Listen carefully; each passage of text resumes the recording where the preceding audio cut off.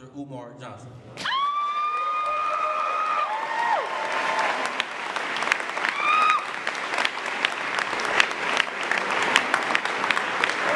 Y'all can do better than that.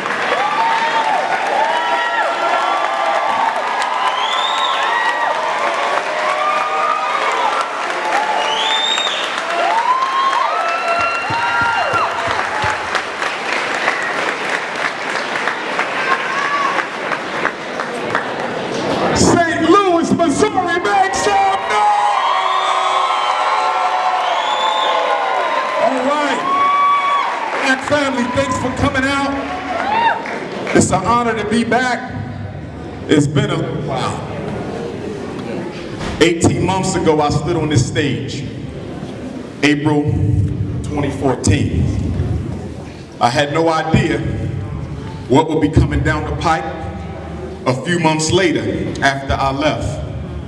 You all know the story better than me because you live here. Yes. But in August of that same year, our brother Michael Brown, rest in peace to him, was shot down like a dog. Right. Like an animal. And his body was allowed to just lay there in the street, lifeless for hours. Brothers and sisters, we have to take some responsibility for that. We have to take some responsibility for not only the murder of Michael Brown, but we got to take responsibility for Trayvon's, and we got to take responsibility for Eric Garner's. We got to take responsibility for all of them. Our role in these assassinations of young black boys, young black men, black women, Sandra Bland, our role is that we created the intellectual atmosphere for white supremacy to get away with murder and not call it racism. Right. We are the ones, after President Obama's initial election, it was black people who stood up and celebrated that a new time is coming in America. It was us who said that maybe the country is turning towards a post-racial model. It was black folk who took racism off the table of a discussion of what was going on in this country. And so we created the context that made it safe for black children to be murdered and racism not play a role in that determination. We got to recognize that. And some of us are still playing that type of a role. I remember when the Michael Brown tragedy took place. White media, black media, they wanted my opinion. They called me up and they said, okay, we know what happened was wrong. And there may not have been a justification for it. But Dr. Johnson, don't you think it was a bit opportunistic for black people in Ferguson to use this situation to loot, to rob, to steal, to burn? Wouldn't you have to criticize your people for their behavior after the murder of the young brother? I said, of course not. I said, first of all, the United States government and the American social order are at war with black people. And when you go to war, one of the biggest objectives of war, in fact, the reason why every war has been fought in world history, was to take something that the other side has. So when you are in an armed struggle, you would be foolish not to take what the power structure has that you may need. So when brothers and sisters took things from businesses, I thought that was an act of intelligence. That's what you're supposed to do. Because last time I checked, 90% of those businesses in Ferguson are not owned by black folks. They're owned by Arabs, East Indians, Chinese, Koreans, Latinos, who've been robbing black people to hell blind for 50 plus years. And not giving us nothing back in exchange for all the investments that we made. Thank you. Well, there was a few black businesses that got caught up in that, Dr. Johnson. You know, like I know, in any war, there's collateral damage. But you don't use one black business being harmed as justification for the others not to be harmed. Brothers and sisters, I told them if I was there, I would have participated in it as well. chicken wings, mouthwash, sneakers, hats. With my 6 degrees, I would have been stealing some shit too. Supposed to do. That's what you're supposed to do whenever it's. Every war in America is fought to take. Every world war was fought to take. Every war in America, every war across the 7 continents is fought to take possession of resources that the other side had. So when Darren Wilson kicked off that war between blacks and Ferguson in the American social order, it was within our right to take from them. But I commend you all. I commend you for standing up during that situation, because it has happened in so many other cities and we did nothing about it. It took a little small fly on the wall called Ferguson. They've been murdering black men in Philadelphia. We didn't rise like that. They've been killing them in New York. We didn't rise like that. They've been killing them in Houston, in LA, in Detroit, in Michigan. We didn't rise like that. Right. Things were done, but we didn't rise like that. So I was happy to see it. Why? Because ever since Rodney King back in 1991 had been murdered, black folks have given silent approval to the murder, but not doing a damn thing about it. So I'm glad Ferguson rose. So then, another question was asked. Dr. Johnson, is there anything beneficial that can come from a rebellion? Does it make sense to tear up the same neighborhood and community that you live in? Isn't that counterproductive to what black folks need? I said, well, you fail to understand something. When institutions and societies are not built in the best interest of the people who live there, those institutions cannot be reformed. They cannot be repaired. They cannot be reversed. They must be torn down and reconstructed. The Ferguson Rebellion laid the foundation for the building up of a new community by tearing down the racist one that did not serve black people. It's amazing how people tell us rebellions don't make a difference. It's amazing how people tell us protest would avail you of nothing. It's amazing how even Negroes will say that that's a waste of time if you want to change things in Ferguson, St. Louis, Missouri, black America. You don't revolt. You don't rebel. You register and you vote. Have you noticed that that has been the exclusive narrative of national black leadership for the past 50 years? Whenever something goes wrong, Michael Brown gets murdered, register and vote. Trayvon, register and vote. Hurricane Katrina, register and vote. Sandra Bland, register and vote. As if being registered to vote is going to change the conduct of police in the black community. Are you aware that everything we've gotten in this country as African people, we didn't get it through the vote? You got out of slavery with blood, sweat, and tears. You got the Civil Rights Bill through blood, sweat, and tears. You got the Voting Rights Act through blood, sweat, and tears. If you believe that we can use the political apparatus to remove white racism's foot off the neck of black America, show me a historical example where that has happened. Better yet, let's leave America. Go to any country in the world and show me where an oppressed group was able to end oppression by voting within the electoral system controlled, constructed, and owned by the oppressor. Nothing you get through going through his system. So why black leaders keep telling us to organize and vote, register and vote? Because that's the cop-out.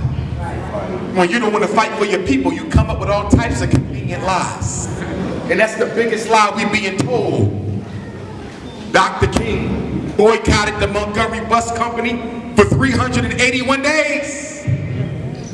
After a few weeks, the governing mayor came in and said boycotting the buses in Montgomery was illegal. They made it illegal. Black folk kept on boycotting. They locked them up, they kept on boycotting. Brothers and sisters walked and walked and walked till their feet was bleeding at the bottom. Going through a pair of shoes a week. Some of them not being able to afford the shoes, walk barefoot. Blood from the soul. They didn't care because they loved the people more than themselves. Did you hear that? Love the community more than myself. That's something we struggle with. That's something we struggle with a lot. And guess what, brothers and sisters? If you had to die to get out of slavery, and if you had to die to get out of Jim Crow, you're going to have to die to get out of this extermination campaign. I don't want to be the bearer of bad news. I know church has conditioned us into believing that something else is going to come down and save black folk, but I'm here to tell you that shit is a lie. If black people are going to be saved, black people got to save themselves. Coming up with excuses. You got to do the work. You got to do the work. When Dr. King was assassinated, and some of you take issue with Dr. King. I don't agree with everything Dr. King may have said or did, but Dr. King was a supreme strategist. You think he believed everything he said on the microphone? That was strategy. There's a difference.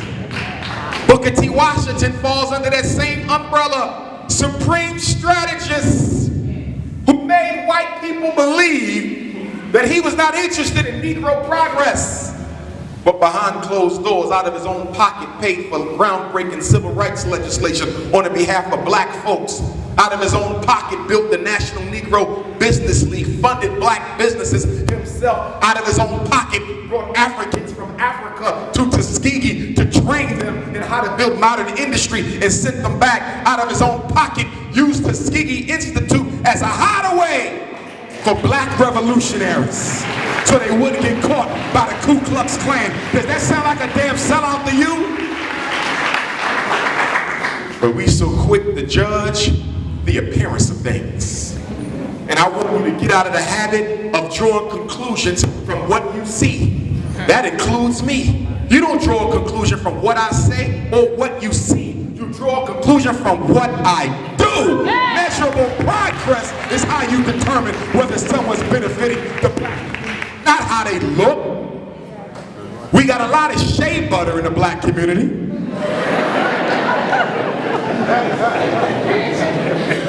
Everybody got on a cultural costume of one form or another.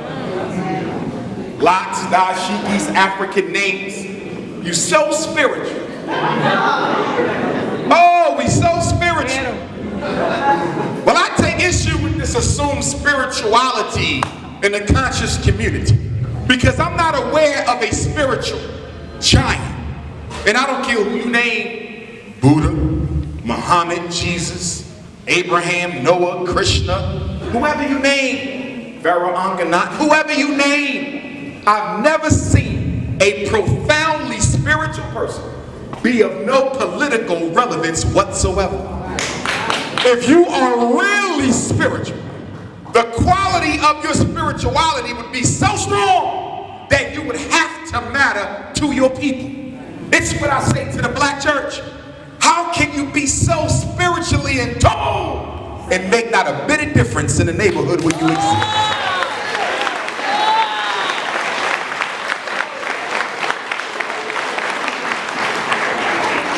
So when Dr. King was assassinated, the United States government said we got to redo this black-white power dynamic we have. We got to make it look a little different. Because what we went through in the 60s, we can't go through again. Do you realize in the 1960s, the United States government was challenged and pushed so far that it almost cracked?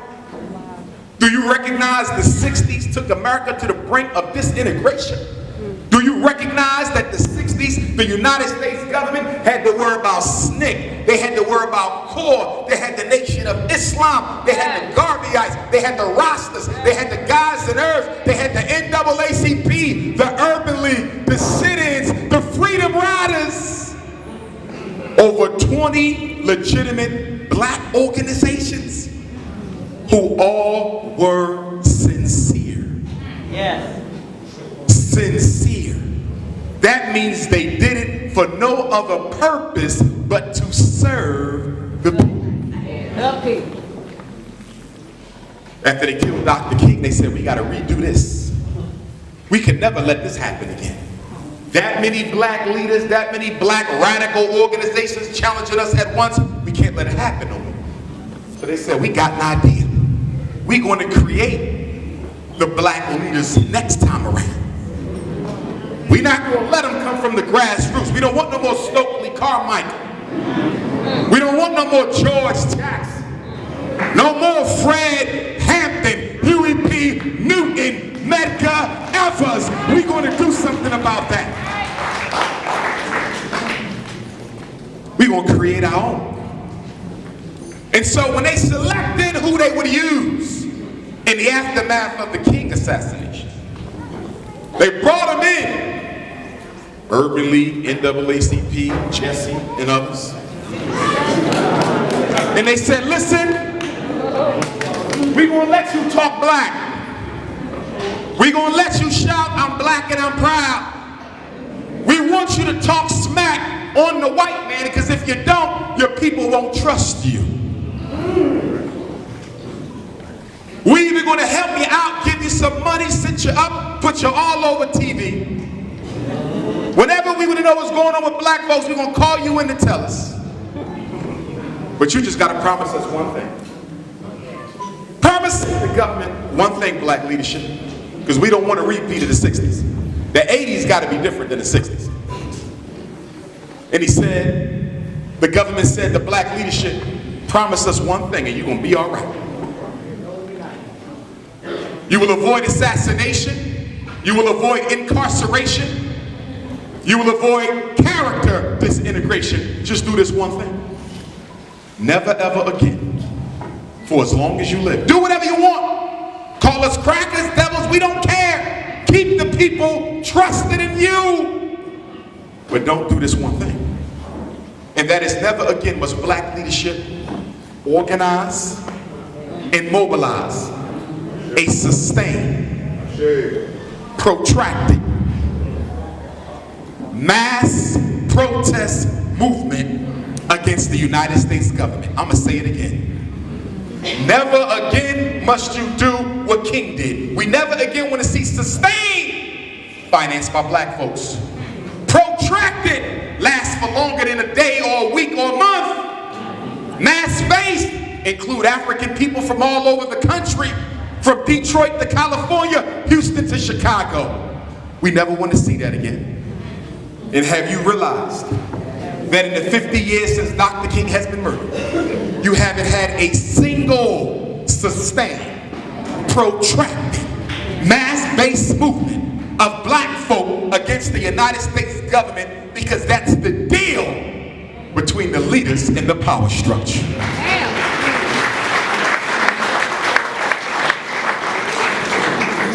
You can protest for a day. You can protest for a week. As long as that protest has no agenda. You can march for a day. You can march for a week.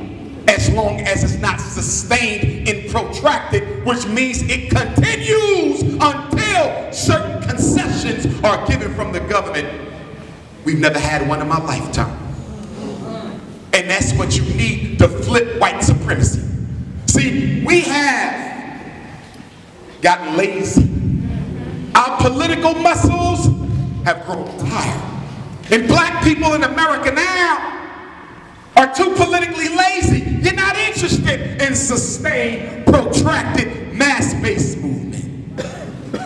If we said, hey, we're going to boycott St. Louis public transportation system, the way Dr. King boycotted Montgomery's, you Negroes will go crazy. Hell, you mean I can't catch the bus? I got to go to work. to other folks who look like you. Listen, y'all, rebellions are necessary. But guess what? If you don't love yourself more than you hate racism, you will do nothing about racism for yourself.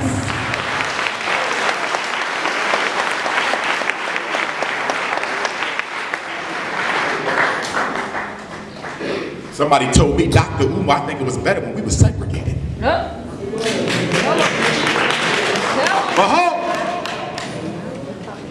Don't clap too much on that. Let me tell you why. I agree. We were better off doing segregation. But do you know why? The reason you were better off doing segregation is because the white man did not want you. And by virtue of him not allowing you to participate in his reality, you were forced to build your own. Not because you love black independence, not because you love black business, not because you were proud to be an African. You did it because he left you no choice. I got a problem with that. I got a big problem with that. And the problem is this: if my oppressor has to create the conditions,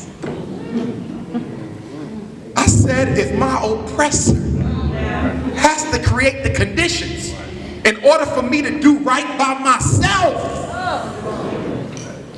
I'm in trouble. Black folks said they should put us back in segregation. Who's stopping you from doing it your damn self?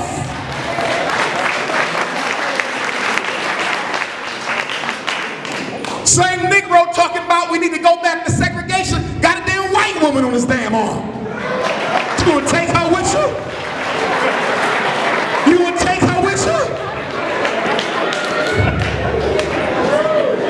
Your damn love life is integrated, but you and black folks segregated.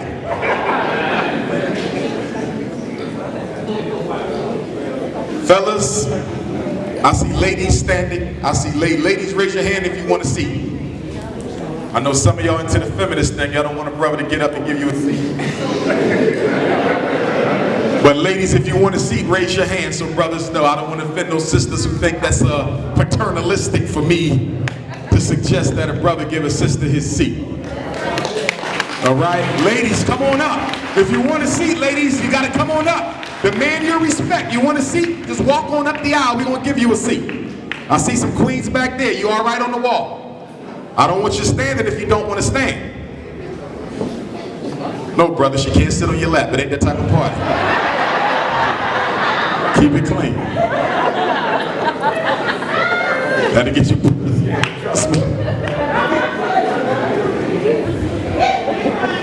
Okay, there's a seat over there, a couple seats over there. So brothers and sisters, let nobody tell you that tearing down shit is not a strategy to change things. Every nation in America was born from what? Street level grassroots protests. Study the African revolutions. Study the Russian revolutions. Study the Arab. You know what one of your big problems is?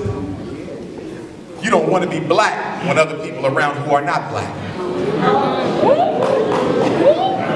You like to blend in. You like to fade into the background. So we come up with words to help us fade into the background. As if white people don't know you black. As if Jews don't know you black. As if Latinos don't know you black. They know what you are. You cannot name yourself into invisibility. But we've come up with words to do that. Now we like to call ourselves people of color. Now notice, we've been black, Africans. Now we just people of color. See, that way I can hide with the Arab and hide amongst the Jews and hide with the East Indians. And then we got the minority thing. I'm a minority. You want to identify with other people more than your own. And to help you hate yourself, they came up with a whole new paradigm, multiculturalism. Some of y'all multicultural as hell. That's right. And what is multiculturalism? A strategy by white supremacy to take attention away from the unique issues of black folks and put them on everybody else in the country who not white.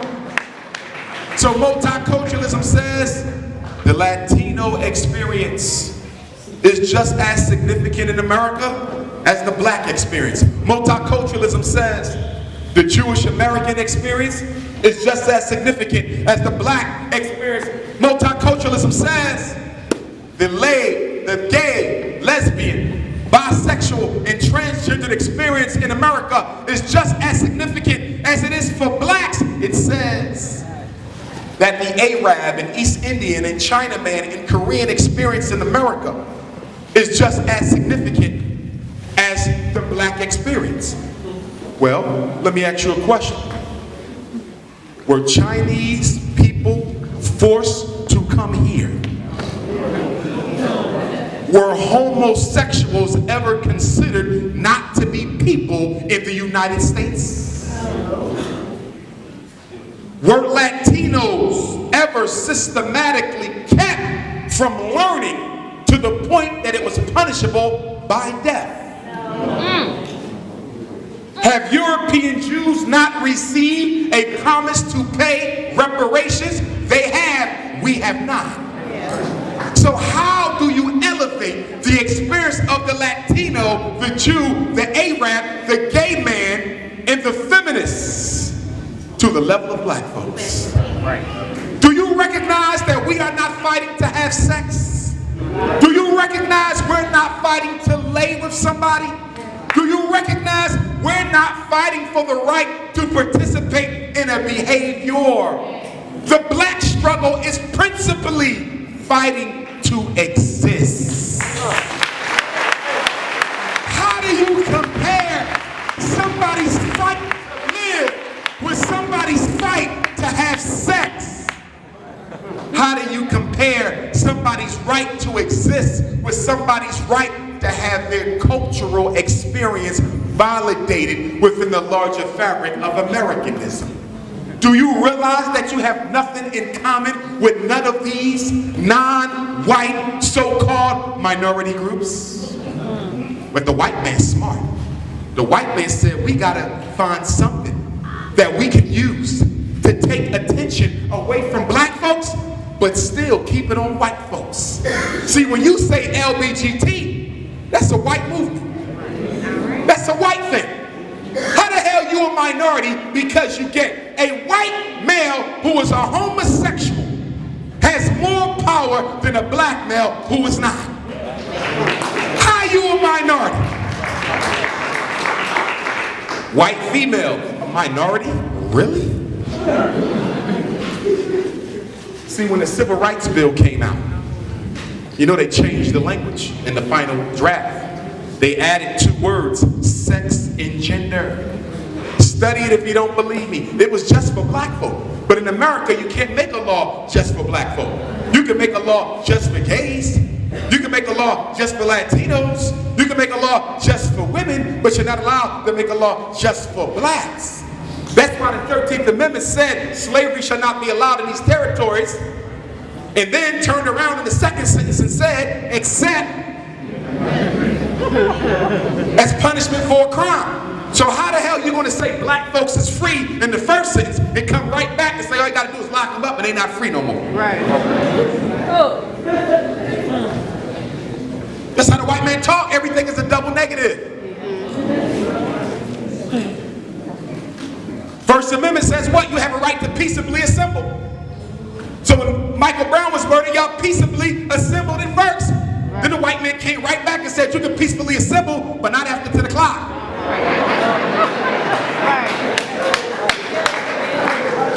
That's how he operates. That's why you gotta stop going crazy every time you think something was done to help black folk. I'll give you one, hate crimes law. Do you realize the hate crimes law was supposed to protect black folk from racially motivated crime? But it has convicted more black folks for racially motivated crime. Look at that. Even when it's for you, it works against you. So you got to slow down and stop celebrating. I don't celebrate nothing that I haven't seen work itself out for at least 25 years or more. Including your ass. I got to see you for 25 years and see how you act. Because a black person to turn on your ass fast. I need 25 years with you. So brothers and sisters, you got to recognize this thing. Obama fought for the Equal Pay Act. Black feminist sisters was going off. Yes, women need to make what men make. I agree, ladies. You shouldn't make less than me. But do you realize the Equal Pay Act wasn't for black women? Right. That was for white, racist, privileged females. Right. And my issue with Obama, how in the hell do you pass a law to give white women more money in a paycheck when half the black men in St. Louis ain't got a goddamn paycheck at all? But you can help the white woman get more money. We ain't got a job at all. And then everybody want to act like they don't know while black folks is killing themselves on the street.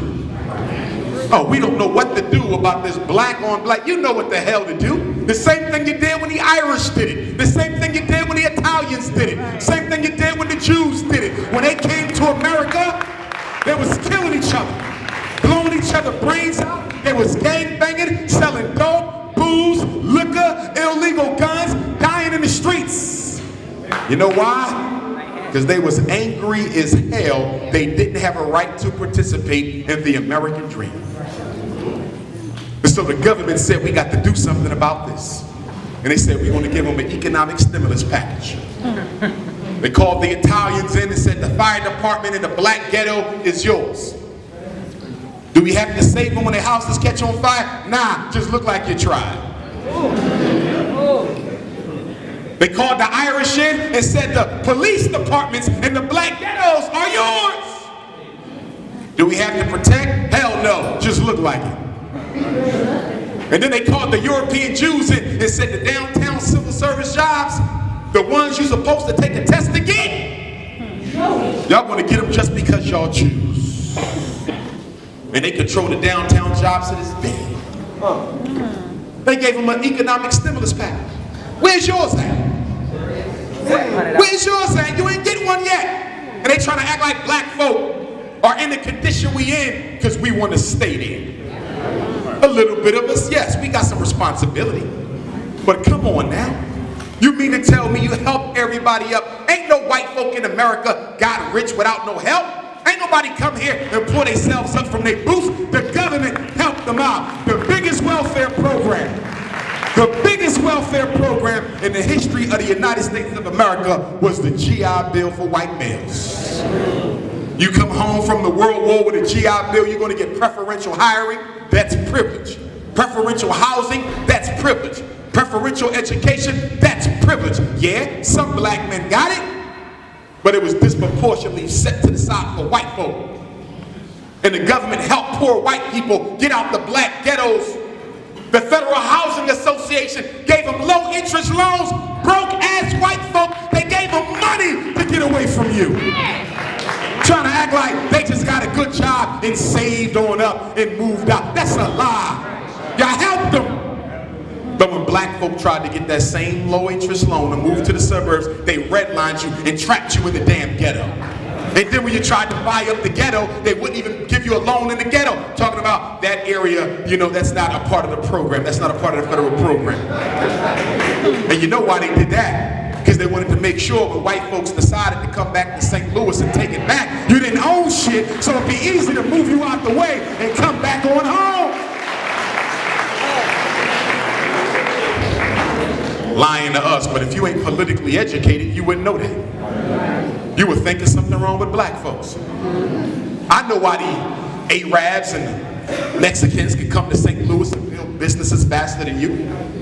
Yeah, their work ethic might be a little bit more fine-tuned than yours because you think somebody owe you something, but that ain't the real reason. The real reason is the fact that they can access the capital, access the wealth, access the money. Why do you think they can buy 10 Walmarts, open up 10 Walmarts at the same time? Arab come in 5 gas stations. Chinaman come in 3 corner stores. He only been in America 12 hours. He's able to do that because he got a line of credit. You go to the bank and you ask for a line of credit and they tell you we can help you out with a small business loan. They giving a white man $1 million. They giving an Asian $500,000. They giving a Latino $250,000. And guess what they gonna give you? $5,000. What the hell I'm gonna do with that? Pretzels and ice cups? Water icy? What business I'm gonna start with $5K? But check this out. I can go back to the same bank that would only give me a $5,000 small business loan, and if I ask them for a student loan,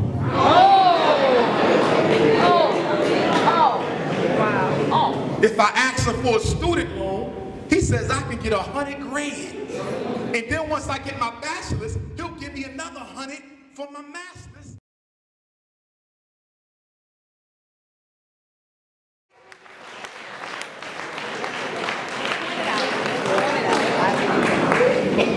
Let me tell you why you can only get 5 for a business, but 500 grand for med school. Because when they give you that $250,000 student loan, they're not investing in you, you invested in them.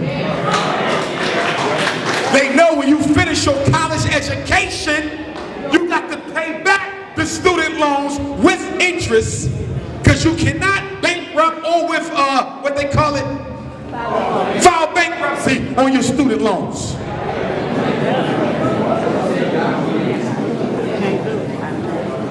That's right. 2 million black people in America with master's and doctorate degrees and can't find a damn job. But they'll give you a student loan. And some of you parents in here can't wait to send your children to college. Please tell me what the hell for?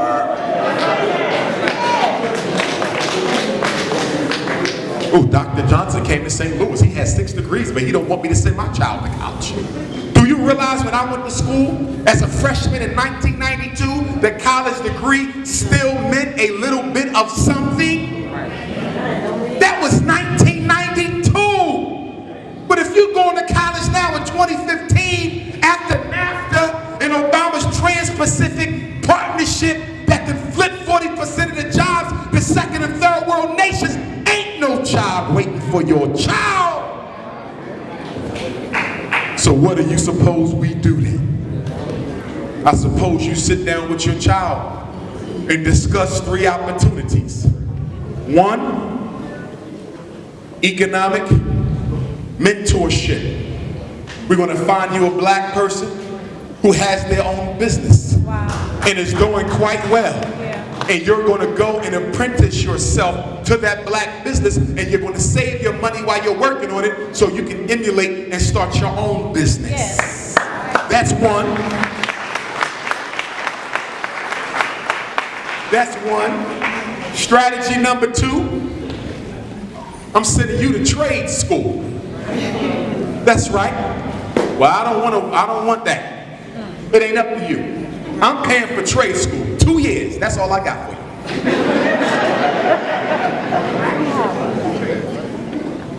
And when you get out of trade school, you will be certified as a plumber or an electrician, as a carpenter or an HVAC specialist, as an auto body mechanic or a brick mason. In other words, you will be able to feed your family no matter how bad the economy is, because a licensed trade person can get his hustle on right in his own damn community. He ain't got to fill out no job applications to fix a leaking roof or put the brakes on a car. If I was in charge, every black child would go to trade school before they go to college. And one of the reasons why, 2 reasons. Number 1, parents, if you send them to trade school, it's only 2 years. You won't go into debt. They will come out with a usable trade, something they can put to work immediately. And then after you know they can work, hell, if they want to go to college, they can pay for it. Right.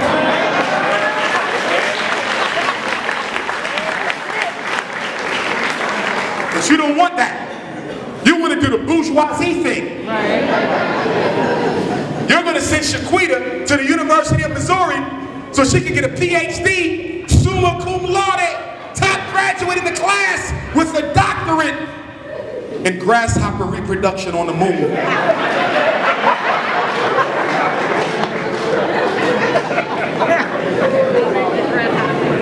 Come over here, my baby graduated with honors. She was #1 in her class. For real, what is her degree in? Grasshopper reproduction on the moon. Summa cum laude, University of Missouri, and can't find a damn job because mommy and daddy didn't have the common sense to make sure she pursued a career that actually had some economic relevance.